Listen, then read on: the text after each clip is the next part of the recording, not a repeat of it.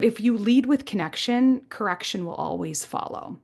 And what I mean by that is it's not that we're just talking about emotional things in order to correct their mistakes or their misgivings or their missed opportunities, but connection always allows for will always allow for a space of vulnerability more than like coming at somebody to try to correct them. All right, my friends and viewers, this is, of course, I say this every time. It's just these conversations are so profound. They seem to get deeper and deeper as we go in. But in this upcoming inspired conversation, I am with Dr. Widian Nicola. She is a professor, she is a therapist, she's writing a book, she's launching her Instagram channel that is so full of fundamental and nuanced relationship tips and resources. So she's all about the heart and love. And she has, through her clinical practice, but also her teaching and research, learned so much about what makes a relationship work. So whether you're single, or dating or in a committed relationship, there's a lot here for you to get a grip on healthy relationship success. And we talk a lot about that. She has an acronym, how to get a grip on your relationship. And we really unpack it, we explore it, we tell stories, and we laugh. So I hope you do too. Enjoy this conversation with Dr. Widian Nicola. Oh my goodness, we're doing this. I'm so grateful that we're here together. Dr. Widian Nicola, you are fast becoming one of my Instagram besties. Oh, thanks, Joy. I appreciate that. I love what you're doing there, and I love what you do in general, just Thank everything you. that you are reframing and supporting people in understanding how to have a healthy relationship, right? Yes, absolutely. Yes. So what's a healthy relationship? Let's start there.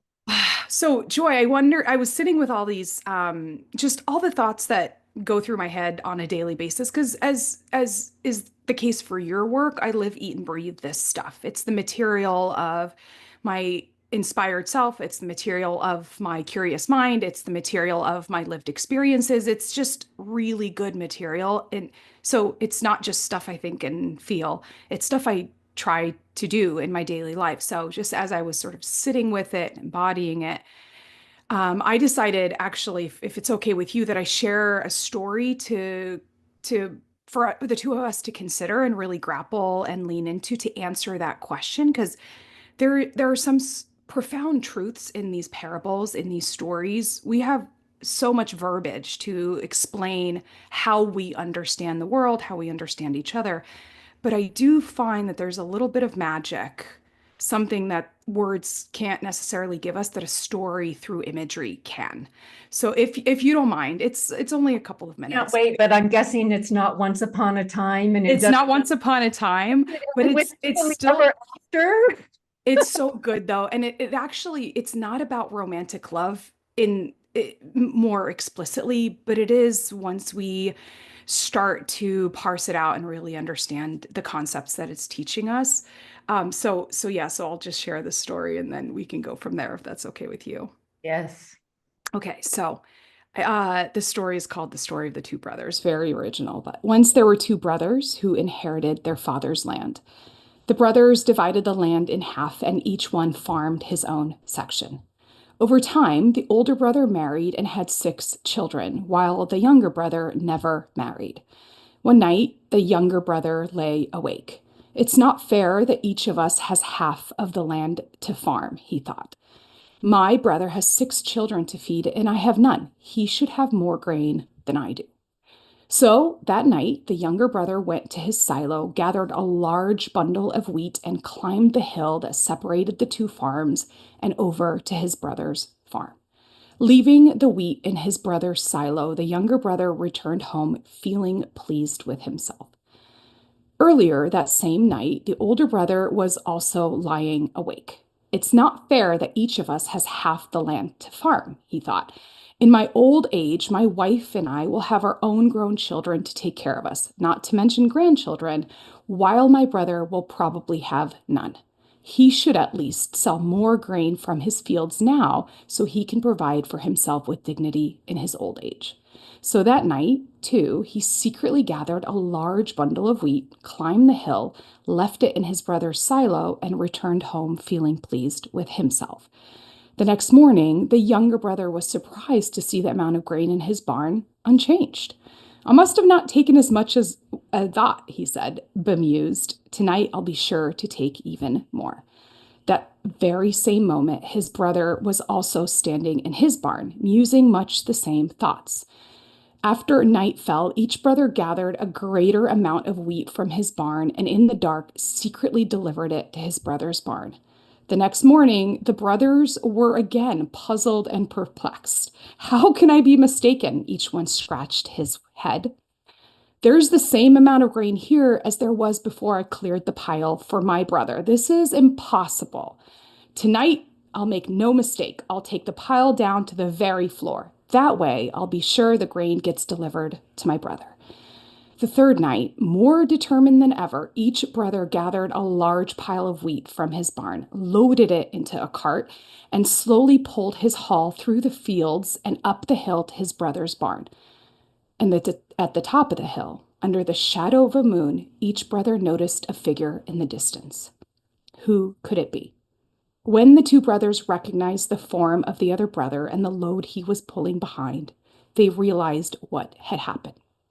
Without a word, they dropped their ropes to their carts and embraced. Why do I get teary-eyed every time I read that? I it's so selfish, right? It is so empathy. It is so caring for another. It's really beautiful.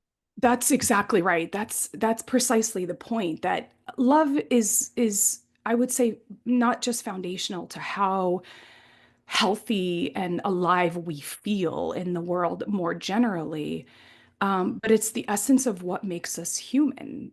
Every mammal, every animal has in some way, shape, or form, a particular shape or design of relationships. But the human relationships are so nuanced and so unique and so transcendent that they are in as I was just saying, these relationships really define how healthy our lives are. They define how happy we are. They define how much risk we take. They define what we believe about ourselves and what we believe is possible about ourselves. So I would love to like talk about the aspects of this story that resonated for you and for me because they're relevant to how we understand love, generally speaking, but they're really relevant to how we understand romantic love more specifically. And so, one of the things that I might say is that sort of I'm drawn to in that story is that there is a level of mutuality and reciprocity that's inherently necessary for romantic love to thrive. So if one person is doing all the work in the relationship and the other person's checked out or maybe taking the other person for granted, not really doing their work, there's going to be some form of hunger within that relationship. And if there is hunger, let alone starvation, then something is missing in the relationship. So that's the one piece, but I'll be curious to hear what resonated Well, for you or what you heard. what I heard in the story, but what I also hear in my home with my beloved. Right? You and I both have beautiful relationships, and so Yes. where Gavin and I are at is it's never been about 50-50. Hmm. It's been about Hmm. 100. And Yeah. so it's that same part of I just am giving fully. I'm so in for us, for me, and for him. And I Yeah. feel the same coming from him. So it's not transactional. That's right. That's exactly right. It's my delight. It's my joy. I celebrate when Yes. he has successes or changes. I celebrate being able to make him a meal. And he, oh my gosh, is so amazing cleaning the house, like out of the blue. I come home and he spent 2 hours and it's just gorgeous, right? So this is what we do to nurture our home. Hmm. So just bringing it to you because you do have a healthy relationship. What does it look like for you and your husband? I have to say that one of the primary reasons that our relationship works is because we have a lot of fun together. Like, I don't think I'm very funny. And actually, he would be like, "You're not that funny." And I'd be fine with that, but he's hilarious. And there is something really, there's the deeper stuff that I think we could talk about. But I think the lighthearted stuff, the friendship, the stuff that makes life worth living, that reminds us that even in the hard stuff, we can endure because the light stuff makes us feel capable. But I think one feature of our relationship that works is the fun stuff. He is so freaking funny, Joy. And that's what I think compelled me or drew me to him, because there's a vulnerability in fun.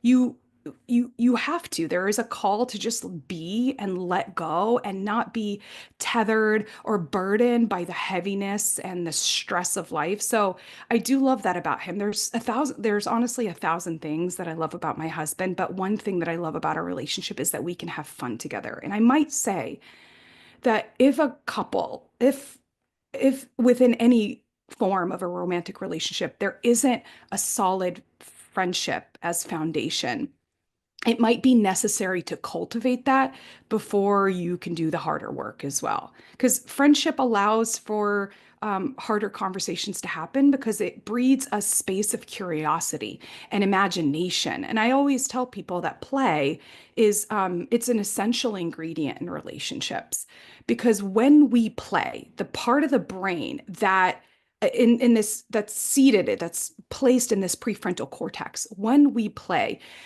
we wire and rewire the parts of the brain that help us imagine better. So when we're stuck in a problem and we need a creative solution, it's not the seriousness that we are drawn to find the solution. It's actually the creativity. It's the imaginative capacity that we have that allows us to find the answers to these really hard questions. So if we're not playing and having fun, you're not going to be able to do the hard work as easily, I think. Yes, yes, yes, yes, yes. And we're really talking about what is a healthy relationship here. That's right. That's exactly right. And your four cornerstones, I know that play is one of them. It is. It is. And what you spoke about in your marriage and what I see healthy relationships, there's a foundation of play and friendship. What do you like to do with your friends? Yes. You laugh together. There's this letting go of control that happens when humor takes over the body. Yeah, that's such a good point. Yeah. And I can only imagine the brain chemistry, Hmm. the oxytocin, perhaps. That gets released. Absolutely. Yeah. Yeah. Yeah, that's a really good question because I will say, just because of the many roles that I play in this life, whether it's being a professor or a therapist, or even just mentoring young people, I have to be censored. And I have to be quite honest. Like I am my full authentic self wherever I go, but not everyone in the world has access to the whole of me. That doesn't mean that I'm inauthentic. It just means that I'm much more restricted in my self-expression. That's not a thing in my home. I can be sad, I can be gloomy, I could be happy, I could do things. I remember when I first met my husband, I was a little bit more reserved because I think it's part of it is feeling emotionally safe. And I think that's one foundational aspect of what makes a healthy relationship is emotional safety. But if I'm looking back over the years, I will just like dance like a goofball now in a way that didn't used to embarrass me back then. But I will tell you, that isn't because of me, Joy. That is because of him. He is an insanely safe person. And let me tell you why he is safe. The quality, the characteristic that he possesses that allows for me to feel space is his sense of non judgment. He has zero judgment for me. He never criticizes me ever. He never has this ulterior motive. He doesn't have a running uh narration in the back of his mind about what I should or shouldn't be, what I should or shouldn't do ever, ever, ever, ever. So if he wants to sort of correct me in something, there is zero judgment, and that's why it's so much easier to make the changes, to transform, to do things differently, because it's not coming from a place of criticism. It's not coming from a place of judgment. It comes from a place of true desire for transformation. You talked about transactional. I always talk about healthy relationships being transformational. And what that means is that the relationships done well will lead to, inevitably, will lead to some healthy transformation. And that rubs up against a common, I would say, social narrative, which is to say that we shouldn't try to change each other. And the truth is, we shouldn't. Like, our essence should always be received with great love and care. Our essence can't be changed, actually, like, regardless of what anyone does, oppressive or otherwise. However, there are some aspects of ourselves, some actions that we take that might be driven by old wounds, old beliefs that we have that we should be growing out of. So he isn't trying to change me, and I'm not trying to change him, but we are compelled to, if not um, really, like, what's the word besides compelled? We are, I'll just use the word compelled. We are compelled to pull out the full potential, or draw out the full potential of one another. We have to. So if you aren't growing and evolving, I'm not saying changing your essence, I'm saying growing and evolving, thereby transforming, then you're not doing the hard work of looking at yourself, looking at each other, and looking in the mirror. So I would say that this non-judgment piece is the very essence of what makes us feel emotionally safe within our romantic and really any relationship. Let's say someone is listening to this, they're in a relationship and they're saying, "Oh, your guy doesn't criticize you." Well, you just got lucky, or geez, I wish that was me, or I don't feel emotionally safe in my relationship. What would Yeah. you offer for someone listening who's having that experience right now? Yeah, I would say it's really hard. The first question I would always ask is, why do you have a high tolerance for that kind of relationship? And that's the inner work to say, what is it about me that allows for this type of energetic exchange? My guess is that most people don't have any tolerance for it, but they just feel really stuck in it. They feel trapped because they're doing the hard work, or they're willing to do the hard work and their partner isn't. I see that all the time in my practice, by the way, Joy, all the time, that a couple will come. By the way, I would say 90% of the time it's the wife that calls to set up an appointment. And in that time, my question is always, does your husband know you're calling, and how does he feel about coming to therapy? And so while I try to speak to both the partners during these initial intake phone calls, that isn't always possible. But the answer most of the time is yes, he knows. He's willing and open.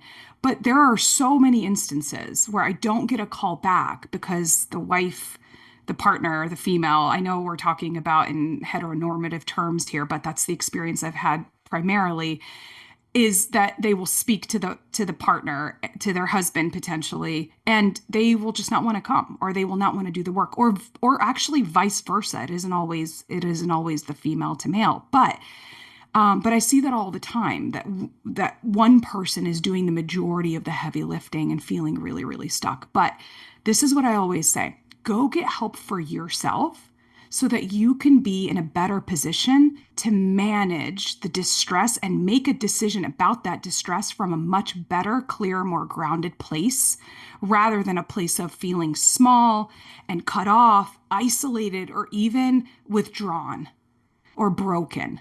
And so I think if we can't control the actions of the other, the only thing we can control is what we do and the type of healing that we pursue within ourselves. And when we do, we will have a lot more clarity, and the world will open up in a way that we can see a multitude of exits, or we manage the distress so much, so differently, that it can transform the relationship from the inside out. I have a lot of couples where one person does the work a lot more than the other person does, and it shows.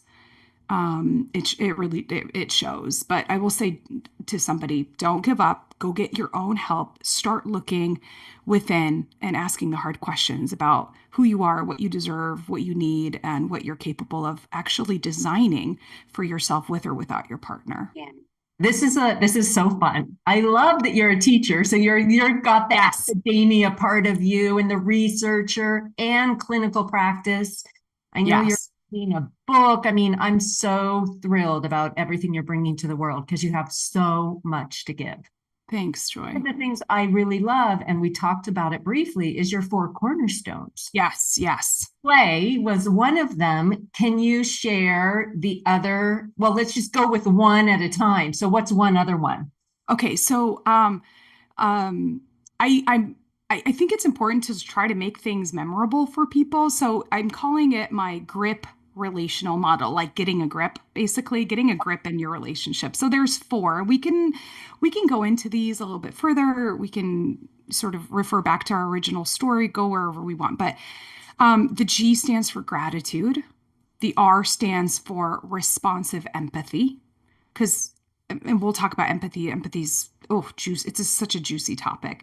The I stands for intimacy and the P stands for play. So I might say, if you want to get a grip in your relationship or grip on your relationship, whatever we want to say, these are sort of the four cornerstones that I propose a couple begins to really develop and lean into because and not to say if one is missing that the relationship is unhealthy, but it might mean that if you strengthen one of these pieces, that it might actually enhance every other piece around it as well. What are some ways, other ways people can like practice gratitude in a relationship? Yeah, that's such a good question. It's actually a lot easier than one might think. One of the, if I see a couple in my practice who is insanely critical and they have lost sight of the amount of joy, value that one partner brings to the other, the first homework assignment that I assign is that they need to say thank you for pretty much everything. I know Mm. it seems like it might be overkill, but not with couples who have a severe deficit in gratitude. So part of what we understand about the brain is that it obviously develops conditioned responses because it's been wired in a particular way so that the responses we have might become default responses, meaning that they're happening more automatically than consciously.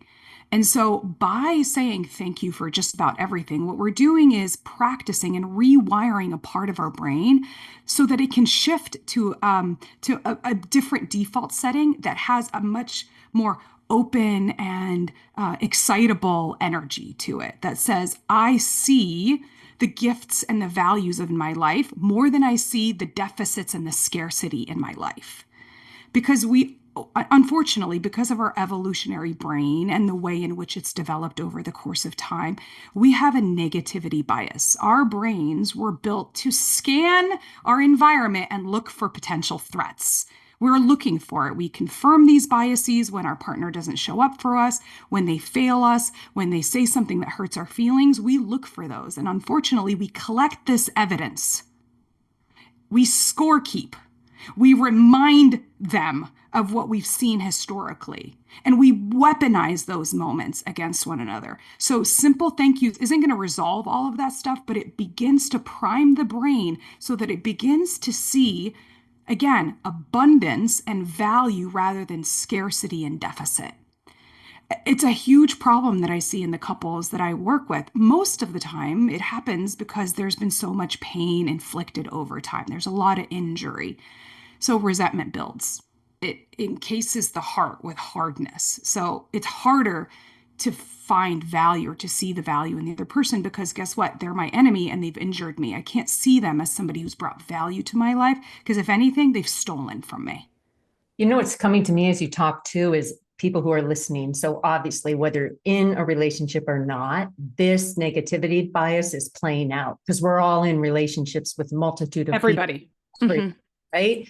And so are we looking for what's not working or are we seeing what is really important, no matter who you are?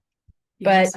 in the context of a relationship, my experience working with people I work with Hmm. is the more that we lead with thank you, in all our relationships. This can be work, this can be our best friends, our parents. The more we lead with the appreciations, the specific gratitudes, the thank you notes, the love notes, the text messages, the just random surprising acts of kindness, but connected with gratitude, it will foster that. You're talking about gratitude being contagious.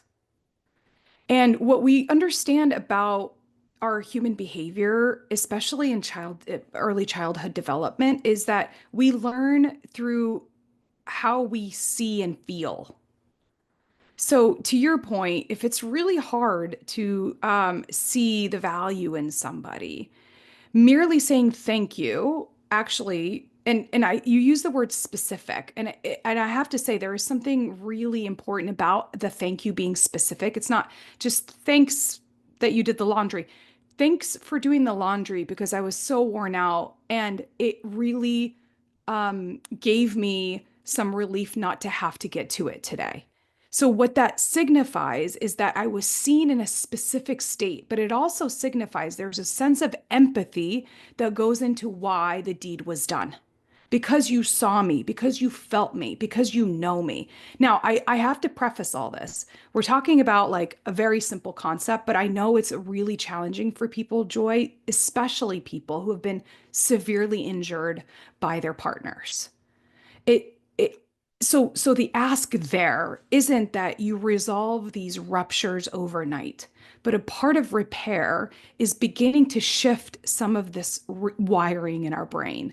So doing the small deeds will not just help you your partner, it will help you to see the specific ways in which they have brought value into your life, and they can feel appreciated for the specific things that they're doing, and reinforces that you see them in a positive light rather than through like hatred or anger or resentment. So I know it sounds really wild, but much of how we interact, if not every way that we interact with people, is purposeful and it's physiological and biologically based. Science is telling us this stuff. Things that we may not inherently know, but things that are inherently embedded within us, we're just now discovering how to cultivate more consciously. And so gratitude again isn't just saying thank you, it's literally changing the neural networks of our brain. Well, and as we're having this grip conversation, I want to get to the next one, but we are also wired to evolve. We are, Agreed. so we talked about the potential and creating an environment in our own consciousness in our relationship. So Mhm. to be in unconditional love is going to bring out our evolution. Yeah. So let's go on to R, because I Okay. think that might bring us back to the parable a little bit too. Yes, yes. Okay. So let's define empathy. So empathy is facilitated by a mechanism, several mechanisms within our bodies, but specifically in our brain and in our heart. So empathy is the experience of is when something within me resonates with an emotional experience that you're having. So I may not have lost a grandmother, but I know what it feels like to experience loss and grief. So we can't ever fully know and understand the experience of the other for a number of reasons. One, I'm not in your brain. I'm in my own embodied, independent state. So that's one limitation, obviously. The other is that I have a bunch of conditioning, I have a bunch of wiring, I have a bunch of beliefs that I've inherited that maybe you haven't. And those are the filters through which I understand the world. So I can't ever know yours. I have different filters. But we have been blessed and graced with a specific biology that allows us to connect to other people through empathy. We have things called mirror neurons. These are neurons that light up when I see you doing something. Something in me lights up in my brain that helps me experience the same emotion. So if you smile, I might smile back, so I'll have the same experience. So, um, so, so empathy is really contingent on our ability to resonate with the experience of the other. I will say this, the word resonance comes from the root word sonar. Sonar is something that obviously emits of a frequency. So we might want to think about empathy being an emotional frequency that gets emitted between people. And so if I don't experience or if I don't understand the experience of my partner, I will not then know how to respond accordingly. So empathy by nature isn't passive. It's an active process whereby I sense what you might be sensing: pain, sorrow, laughter, joy, and it should, in theory, evoke something in me that makes me want to be of support to you through being fully present, speaking on your behalf, taking you to the doctor's office, whatever is necessary. And so that's why I will say that empathy is necessary in relationships. If my partner sees me hurting but does nothing and just sits there and stares at me, then there's going to be something missing in our connection there. Well, and I also want to just encourage that when we're going through difficult times, Yes. probably the very first thing we want is empathy, Yeah. not someone to fix it or give advice or bring in a solution. And I see this in friendships, I see this in marriages, that it's very easy when you want to support someone to jump in and try to fix it. But it's, Absolutely. whoa, time out. Just can you say, wow, I'm sorry. Yeah, the idea is to seek to understand rather than to be understood, because there is this impulse to want to make our case or have somebody adopt our views or whatever it is. But understanding really is the sort of the foundation of how we can get through some really difficult times. It makes me think of don't judge a man until you've walked a mile in his moccasins. It does go back to our story, right? So these brothers were really sisters. It doesn't matter, but we're talking about these two individuals who have such a deep sense of what the other person's need might be, and the responsive piece is that they went out of their way to make sure that the person's needs are met. But imagine they had the same empathic response to one another. They landed in the same place because it was reciprocal and mutual. And I think that that's true in relationships. If your number one priority is to be of service to your partner, no one will go without in the relationship. It's quite beautiful, actually. Yeah, yeah. Ideal, but beautiful. And the brothers embrace, when Yeah. they did meet each other and they realized they were both giving, right? Yeah. Definitely generous in their giving on behalf of the other. Hmm. It's an instant empathic, like, wow, and in some cases they actually understood each other more Yeah. than they understood themselves, perhaps. It's interesting. I would love the parable to go on and have the brothers have a conversation about their own perception of what they need or don't need. Yeah. And, That's good. yeah, and how they can age together.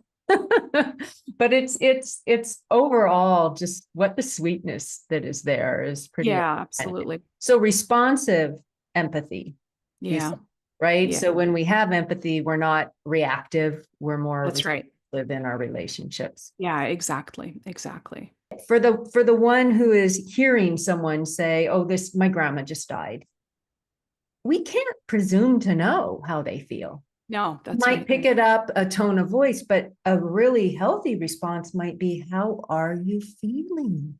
Hmm. Right? Like, "Wow, I can't imagine," or "I'm sorry. How are you feeling?" Like, lead with that curiosity to grow the empathy. Like, if you Yeah. don't know how someone's feeling, ask them, and you'll Yeah. start feeling it. Yeah.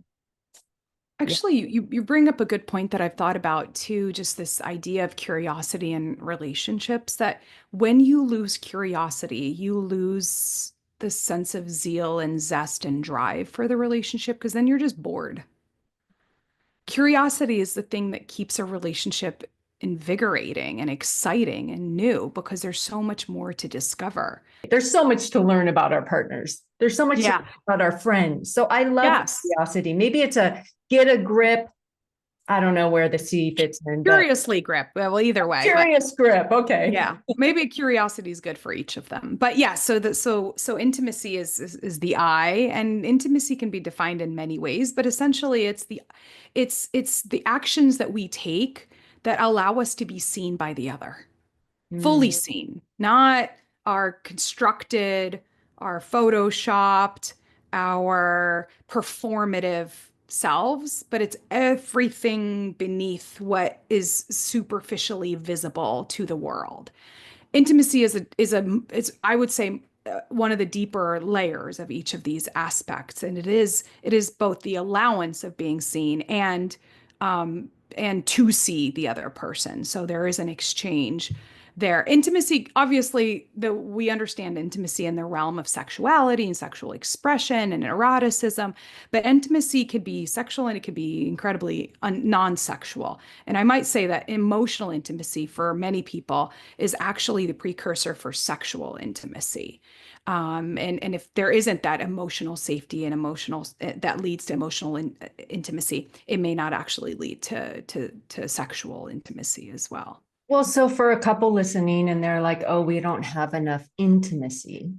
Hmm. Um, I want to just highlight what you said that, this is an opportunity to look at, is there enough emotional safety? What does that stimulate in you? And you're working with couples. What Yeah, I don't want to use gender um, as I don't want to use that as a generality, but the truth is that men are trained differently than women are. They're conditioned differently, and oftentimes they may not have the language to be able to express these vulnerable experiences, let alone have the tools to be able to have the level of self-awareness that women have much more access to because we've been trained to, and we talk about it all the time.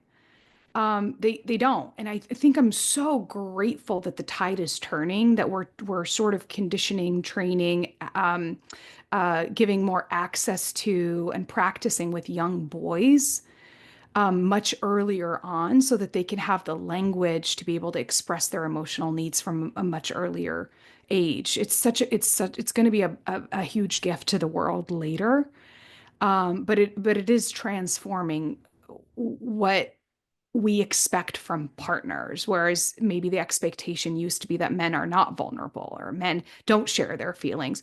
The expectation is shifting. it That is. And one of my friends is Warren Farrell, and he wrote recently The Boy Crisis, but he oh, also exactly, yes, exactly, exactly. yes, Yes, yeah, with yes, John yes, Gray. And then he yes, also wrote The Myth of Male Power. But he yes, talks yes. about so much. In fact, if you're a man or a woman listening to this and you're interested, I do recommend both of his books because it talks about these cultural expectations, Hmm. conditions that happen for men. I mean, including that they're generally seen as a little more disposable in our culture. Their Yes. feelings don't matter. I mean, these are messages, and women have their own messages. But something else that in his studies, he found that men tend to consider their spouse or their partner, their intimate partner, their best friend. Mm. So when a man's wife dies, he loses his best friend Hmm. because he hasn't yet cultivated these other emotionally mature, connected, vulnerable, intimate relationships, emotionally intimate relationships with other men. Hmm. When Hmm. a woman loses her husband, she still has a best friend. Well, this is why women live longer after their spouses, if their male spouses have died. Now, I think, other relationships might look different, but it's true. Women have a lot more social resources at their disposal. How can a woman with a man, let's just call it, or actually, let's take the Any gender out partners, now. really, yeah, How it's can not any gender. partner, like who wants more intimacy with their person, how can they invite that, encourage that, support that, ask for that? Um, I think pressure is not good to like force. I have to say I partly want to go to what you Do. shouldn't do, because I Yeah. see this in my office all the time. It actually, because it's such an uncomfortable space for so many people, pushing and prodding and forcing is not a healthy space. It doesn't invite a sense of openness. I always, and I my husband's gonna watch this, so he doesn't know a lot of sort of the Oh techniques. my gosh, my husband's going to Right. watch this too. Hi, guys. So, We love you. love you, babe. But I will say that and I say this to everybody, so it's not new and it's not just applicable to my relationship with him. But if you lead with connection, correction will always follow. And what I mean by that is it's not that we're just talking about emotional things in order to correct their mistakes or their misgivings or their missed opportunities, but connection always allows for will always allow for a space of vulnerability more than like coming at somebody to try to correct them. Because that invites more defensiveness than it does vulnerability and softness. So, I really do try to do that within my own marriage, just because my husband and I have such different language for expressing our needs, wants, and emotions. But I always lead with connection. Hey, this is really important to me, and here's what I'm feeling, and here's what this is about, and I want us to have a really healthy relationship. What does that mean for you? And it doesn't force him to speak about his feelings, but it invites him to. It's like I haven't I don't know how you feel about this because I haven't heard you talk about it. And often he'll say, well, it's because I'm thinking it. Well, I want you to just say it to me because it's important for me to know and you're important to me, period. So I might say, always lead with connection. What's the value in it for you? Why does it matter? And I think they'll sense that it's more invitational instead of it being something forced and obligatory. This is good. This is all about the tone. 100%, 100%. And timing. Tone and timing. Yes, You, exactly. And the and the sort of the energetic frequency. So if your tone is on point, if your timing's on point, and you're not going in there guns a-blazing, you'll have a much better outcome than you will if it was the opposite. yeah, because when I think of intimacy or I tune into it, uh, Yes. it isn't guns blazing at all. Oh, no, it's gentle and it's soft and it's attuned and it's present. It's refined, it's Yes. energy. It is back to empathy. I mean, there's a connection there. Mhm. Um, I know that affection, you talked about sexuality, Yes. eroticism, affection, touch, and we just know how much that calms the nervous system, 100%. vitalizes Yes. the body, rejuvenates us. And so that's part of what this grip is about here, this intimacy. Of course, yeah. And we know this already. Science tells us just how quickly our bodies, our nervous systems calm down when it's being co-regulated by simple touch.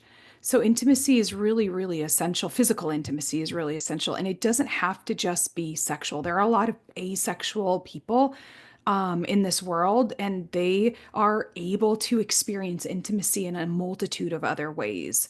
But physical touch and affection can be really, really helpful for our growth and our healing and our repair. Some people, unfortunately, like I said, if there is conflict in the relationship, will like cringe or not and build, walls when there is some emotional ruptures there. So I might say, work on resolving these things, not necessarily before, but at least simultaneously, too. Yeah, yeah, always important. We're not asking people to tolerate something that Yes. isn't healthy. No, no, no, no, no. Okay, so Widian, I'm thinking where intimacy and play might merge, Let's hear it. flirting, Ooh, okay. playful flirting. I mean, Gavin and I, it could be a text, it could be even kind of foreplay, it can be Yeah. just those little winks and comments, the squeeze of the butt, but Yeah, it's like exactly. a playful intimacy Hmm, hmm. is where we can maybe bring ourselves over to play a little bit because we talked Yeah. a bit about play, but oh my God, having fun activities that we enjoy doing with our healthy romantic relationships. You already mentioned so many benefits, but what would just talk a little bit about what you recommend your couples to do that when you find that they're getting too serious?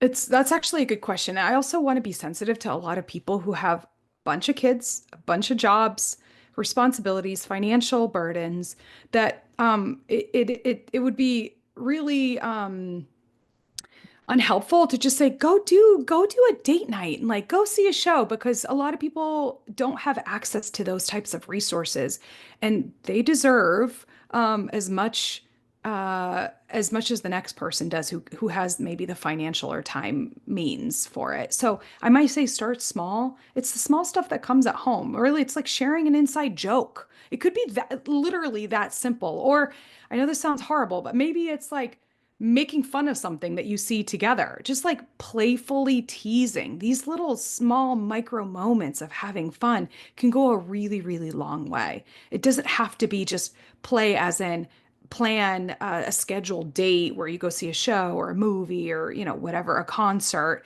It doesn't have to look that way. It can, and I think I often will tell people leave your home, get a change of scenery, and go do something outside the home so that you could remember who you married and why you married that person, but because it can stimulate a different part of your brain and your experience together. It doesn't have to be hard. You don't have to go out of your way to do it, and it doesn't have to cost you anything.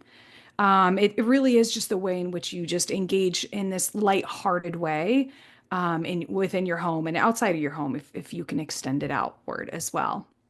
Really, I have a funny question though too, because I remember one of my friends stating that he and his wife, I think it was Scrabble they were into, and they started taking, that was how they started to play. And it was really something they both enjoyed, but it got competitive over time. that's funny you should say that because I actually was thinking that if you're competitive, that could be erotic.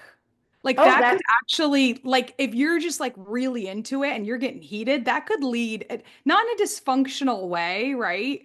But it could lead to like, because I know that when I get heated, my husband's like, damn, like he's like, I love that part of you, right? Or vice versa. But I wonder, I think there's going to be a balance. There's a fine line. Competition where you're like mean and aggressive is not going to lead to eroticism. But if it's like a playful competition and you're really into it and it's just like revving your juices up, it might actually lead to something really interesting. that's the key though. Are you Yeah. taking it, are you taking it seriously and it's actually a competitive energy and you're against your partner? Probably Right, not. exactly. Yeah. Definitely not healthy in Yeah. relationship. So what are some creative activities that you like to encourage people to do that don't cost anything? Uh, Walking together is such a an easy, accessible form of play and just joy. It could be joyful conversations. The other piece I want to say about play, or even just like in this example of walking, is that it diffuses any serious energy. So that if you're walking, you could talk about things so much easier when you're just like focused on other things. So I think I would say my husband and I don't take walks often as I would love for us to, because we just have so much fun just going out and walking. But what it does is it just brings us back to the reality of the town that we live in. Well, that's such a nice house. We dream together. We talk about things. We process things differently. That's another way you could do it. But it could be just as simple as going to the park, picnicking. I'm trying to think of other things. Board games at home, like very tiny, tiny things that might bring you joy. I don't think TV's off the table. I just think it has to be limited and purpose filled. And And maybe talk about it yeah, afterwards. Talk yeah, about the absolutely. characters, have fun with that, pause. When you were using the idea of walking together as a Yeah. demonstration of like headed in the same direction, Oh, yeah, interesting. Yeah. right? Isn't that interesting? So what I've in my gender studies and just studies around masculine and feminine energy in general, women, girls growing up, Hmm. they Hmm. tend to do activities where they face each other a lot. Like, remember, like Good point. patty cake, Right, or right. right, they're looking at each other, or they're pulling each other by arms and they're playing together. Boys and then men are often side by side, It's a like good point. imagine like going fishing together and they're looking out or they're on the bench, right, together. And there's something that can be so healthy about a man and a woman playing with what does it feel like to have a conversation face to face? What does it feel like to sit on a bench and both look out at the trees or the horizon or whatever's in front of you and have that conversation where you're solving a problem together? So you're looking in the same direction, you're visioning Mhm. together. So yeah, I think in the play and in the experimentation of enjoying times together, it could be really fun to Yeah. find out, wow, what does it feel like when we're both facing the same direction together? Yeah. Yeah, exactly. Exactly. Yeah, I hadn't thought about that before, but that's actually really interesting dynamics. And I'd be interested to see what that's like for same-sex couples as well. Because they would obviously have a little bit of familiarity being well, if they sort of grew up with the same type of conditioning. It's probably why therapy is so helpful because there's always someone that they're both looking at. Yeah. Oh, that's great. That makes sense too. Well, let's just end on that. When is a good time to get therapy for a couple? Why does therapy, what are some of the benefits? Because some people are, turned off by it in your experience. Yeah. Well, because most people go to therapy, it's associated with something bad's going on that I have to go fix. But that isn't what therapy's all about. Therapy is about discovering who you are, the issues that brought you to where you are, but also the gifts that brought you to who you are. And I don't think that couples need to go just when there's crisis. I think if they wanted to go sooner to be able to ask some harder questions about how to elevate their relationships, how to deepen their relationships, that's always a good time to go to therapy too. I think couples will often come or partners will come to therapy with different goals for what they want. So always like clarifying what the goal is might be really helpful coming to therapy, or it could be clarified in therapy as well. I would say go to therapy all the time, especially before you get married. Premarital therapy, premarital counseling, premarital anything, it could be really, really, really helpful, especially because in some ways it's a wonderful opportunity to ask questions that you may not have asked about marriage alone. So I would say I would really encourage young couples. I don't mean young by age, but I mean young as in relationship young to go to therapy and then come throughout. Leave, do your thing, come back in crisis if you need to. But therapy is good for everyone. Mm, it really is. I mean, for some reason, massage therapy, people feel fine about getting that once a month. Well, what about relationship therapy, Yeah, good right? point. Yeah. Joy, that's a good point. It's brilliant how you're bringing so many powerful, clean, clear resources and wisdoms to people right now. Sir, there was one last thing I did want to ask you, and it's somewhat unrelated, but my audience is, in addition to being people who either are in relationship or want to be, I have a lot of entrepreneurs, Oh, right? And so you are a teacher, an academic mhm, professor at a college. Have your own practice, which mhm. I know you have a very healthy waiting list, or what, you're like very full with your practice, right? Um, and then you are writing a book, you're starting an Instagram. What inspires you to share with more people, and what do you feel like is fueling your success right now in your business? Um, it seems like an easy answer. I just feel called to do it. I think there's a pretty transcendent connection with the divine, God, the holy universe, this energy that says there's something to give. And I just feel really called to help people, honestly. I don't know. I think all of us are probably working something out in our work, something unresolved and maybe unconscious, but I'm pretty well aware of my traumas. So it might be my driving force, but I think that there's something even more healed and repaired and transcendent than just trauma that's driving me to want to help people. Um, I I don't know. I just feel purpose filled. It's I maybe that's the one thing I can't articulate so clearly because it doesn't have words. It's just a feeling of being called to something. Like even writing this book, Joy, I've been in the business for so long now. I'm in my early 40s. I started when I was 20 doing counseling as an intern. But the book is coming at a time where I guess I'm ready. And that inspiration didn't come from me just being like, I want to accomplish something. It really is. I have something to say. I'm inspired to say what I need to say. And I know without a shadow of doubt I'm supposed to, for whatever reason, whether it's for one person or someone else. I have a pretty robust prayer life. I think that probably helps me with my discernment about next steps and where to go. I also seem to be very blessed to magnetize the right people, including yourself, who's journeyed with me for the last couple of years, helping me like chart this path. I'm nervous as hell when I do these things. It's really scary. I don't know if you remember this, but I was so resistant to doing any social media stuff for how I don't know. It was like at least a year we were talking about. I couldn't do it. I just thought social media wasn't for me. It's for people who are just like performative and and I was like, that's not me. I can't do that. And then something broke and I just felt that it was necessary to use that platform to increase my audience and therefore increase my impact.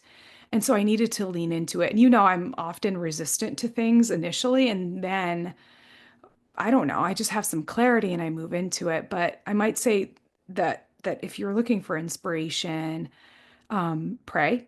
I think prayers always or attempt to channel some kind of um energetic transcendent force that exists within our vibrational field, but is deeply connected to our heart center. And so call on your heart, I might say. But I don't know. I guess it's a long-winded answer to just say I just feel really inspired. I You're all about inspiration, so I guess that's why we're such a good pairing. I am so honored. It's a blast to watch you. Thanks, Joy.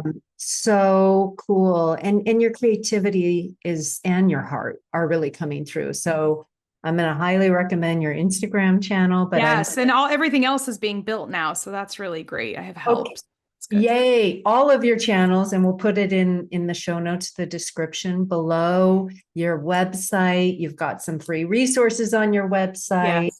Yeah, yeah. Thanks. And I would say, yeah, now's the time to be in touch with Dr. Widian because this is a woman who is writing a book and it will be coming out and you'll want to know when it comes out. I know I want to Yes. know. So we want Yes. to make sure that we have people on your mailing list as well for that. Yeah. Thanks for that, Joy. Appreciate Oh, the platform. well, thank you so much for just bringing your heart to this conversation. Ditto. Yeah, it'll be really lovely to watch it and have our husbands watch it and whoever else is watching it and you Hi, watched Mom. you yeah, hi Hey, mom. Mom.